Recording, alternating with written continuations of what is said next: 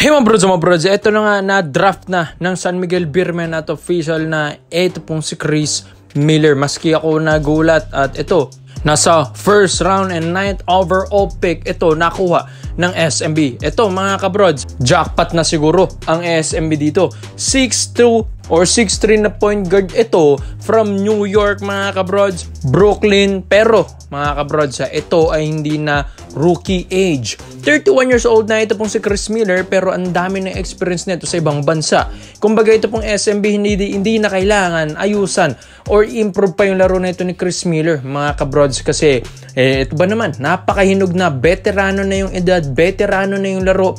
Grabe rin yung experience sa ibang bansa. Naglalaro sa El Salvador, sa Germany, naglaro na rin sa Switzerland, naglaro na rin sa Iraq. So, ang dami na experience na ito sa professional league ni Chris Miller. Kung makikita nyo yung laruan nito, magaling at mabilis na point guard. Sabi nga nila, parang mas malakas pa ito kay CJ Perez. Dahil scorer din talaga. Ito pong si Chris Miller, hindi lang basta scorer.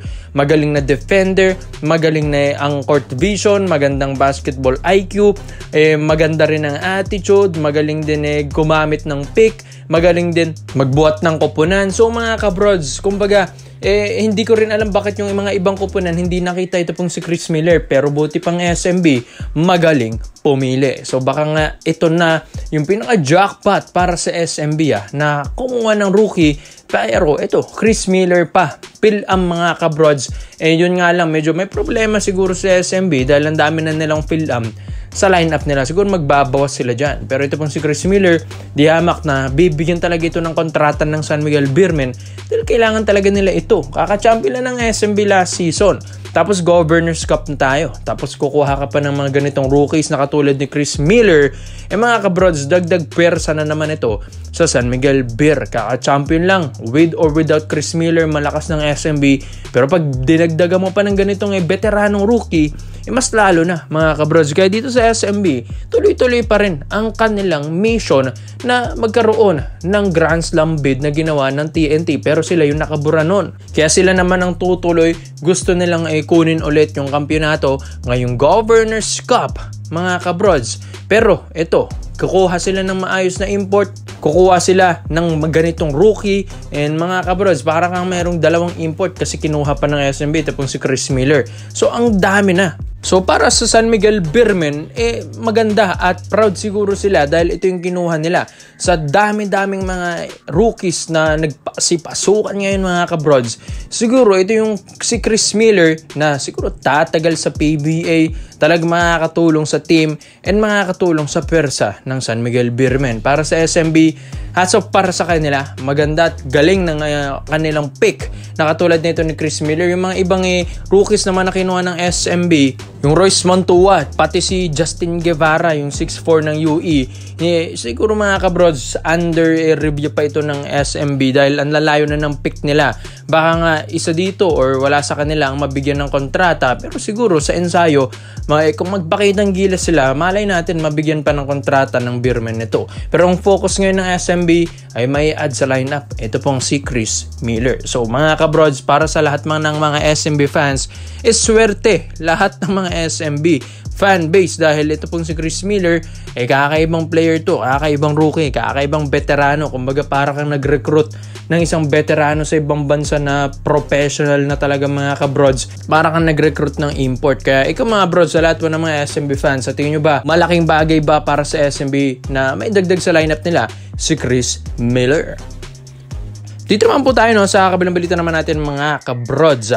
Ito na nga, Richie Rivero. Yes, ito na nga nag-part ways na or magpa-part ways pa lang dito sa Phoenix Fuel Masters dahil nga yung desired value na hinihingi neto ni Richie Rivero mga kabrods ay hindi nga ma-meet or di sila nagtutugma sa negosasyon na yun. Paano ba naman kasi ito pong si Richie Rivero, gusto niya siguro na malaki ang sahuran, hindi nga lang maibigay ng Phoenix dahil mga kabrods, siguro limitado lang ang salary cap ng team. Pero ito pong si Richie Rivero, kung hindi talaga sila magkaintindihan sa negotiation, baka nga talagang magpa-part ways at maging unrestricted free agent na rin ito. So ito na, may mga reports and rumors tayo mga kabrods. Kung hindi man daw kayang bigyan ng malaking kontrata ng Phoenix, ito pong si Richie Rivero, ito pong Barangay Nebra San Miguel handang i-shoulder yun. Yes, alam din man natin ang Hinebra. Parang naglalaro-laro na lang sa PBA. Ang laki kasi ng salary nila. Ang laki ng team salary. Kaya kayang-kaya nilang kunin ito pong si Richie Rivero. Pero pinag-aaralan pa ito ng Barangay Nebra San Miguel. Lalong-lalo na puro forwards din ang mga kinuha nila ngayong rookie 2025 draft. Kaya nga ito, titignan natin dahil si Richie Rivero, guardia rin naman ito. Malaking bagay rin ito para sa Barangay Nebra San Miguel in terms of scoring and in terms of defense din. Yes mga kabrods, athletic si Richie, magandang footwork, Pinoy Euro step ito, magandang handles, maganda rin ang kanyang scoring game. Kaya malaking tulong din ito para sa Barangay Nebra, kaya nga pinag-iisipan din nila ito Ito pong si Richie Rivero. Ang kaso nga lang, problema lang mga kabrods, baka magkakaroon din ng attitude dito sa pera. Katulad na nga lang daw ng nangyayari kay Mikey Williams na nagde-demand ng sahod, gusto ng mataas na sahod. Baka nga daw maging ganun si Richie Rivero. Hindi natin alam. Pero ayon din sa mga reports and rumors natin, medyo maliit lang naman na increase ang hinihingi ni Richie Rivero. Sadyang hindi lang maibigay ng Phoenix yun dahil hindi naman din kasi nabibigyan pa ng maayos na performance ni Richie Rivero yung Phoenix Fuel Masters. Lagi na lang nalalaglag, lagi na lang hindi nakaka-finals, nakaka-semis mga kabrods. Kaya kailangan din patunayan nila na talagang karapat dapat mabigyan ka at ma-increase yung salary mo. Pero ganun talaga mga kabrods. Si Richie Rivero, di naman natin sasabing mahina na player yon. Magaling na player si Richie Rivero, yes. Kahit may mga issue ito dati sa kanya sa mga showbiz mga kabrods. Pero Richie Rivero is still Richie Rivero sa basketball game. Magaling na Richie Rivero pa rin ang nakikita natin. Hindi pa rin ito nalalaos. Kaya nga pwede para sa Hinebra ito. Titignan din nila kung pwede nilang mabigyan ng maayos na kontrata si Richie Rivero. Lalong-lalo na ang Hinebra ngayon ay naghahanap din ng mga scoring, mga high flyer. Ito si Richie, high flyer rin ito mga kabrods ng Phoenix Fuel Masters. Kaya kailangan din ito ng Hinebra. Pati na rin yung kinuha nilang rookie na si Steele na high flyer rin. Kaya ito, paborito kasi ni Coach Tim Cone. Yung mga ganitong guardia, yung mga high flyer na matataas tumalon, mataas yung vertical dahil nga sa rebounding department, hindi na sila problema yon. Pero mga kabros, para sa akin, kung triangle offense ng ni Coach Tim Cone, pasok naman din siguro si Richie Rivero. Pwedeng maging kapalitan nito ni na RJ Abarrientos, ni na Stephen Holt, ni na Scottie Thompson. Yes, pwede magawin kasing 2 or 3. Ito pong si Richie Rivero, pwede ring 1 dahil magaling din na guardia at maganda ang kanyang ball handling skills. Kaya para sa Hinebra, kailangan pag-isipan nila ito, baka mamaya sobra-sobra na yung guardia ng Hinebra, sobra-sobra na yung shooting guard.